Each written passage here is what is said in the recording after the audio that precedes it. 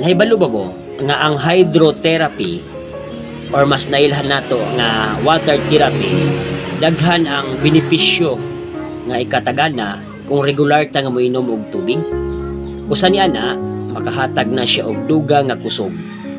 Yan, yung matigdan ninyo kung gikan ta sa exercise, di ba moinom rin ta og dakang tubig, mauli andayon ta. So ang tinuod na kay ang tubig dako siya ikatabang nang mohatag siya og dugang nga kusog. Ikaduha, good for stress. So kung stress po ka, the best po ang tubig, moinom ka og igong gidaghanon sa tubig.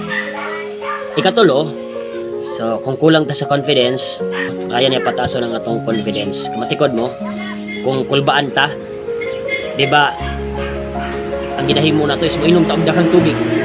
Di ba, kulbaan ta. Ma-okay na dayon, no? Ikaupat, kaya niya ang i-manage ang ato ang timbang.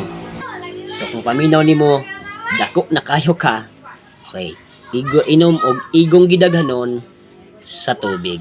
So kanon na to ginabalik-balik ang istorya bang igong gidaghanon sa tubig. Pila man jud ang igong gidaghanon nga need sa atong lawas. So matud sa mga pagtuon, at least 2 liters a day. Equivalent na siya sa 8 glasses. Nga pinakaubos 2 liters. Kung kaya na to nga mas taas pa, mas labing mayo.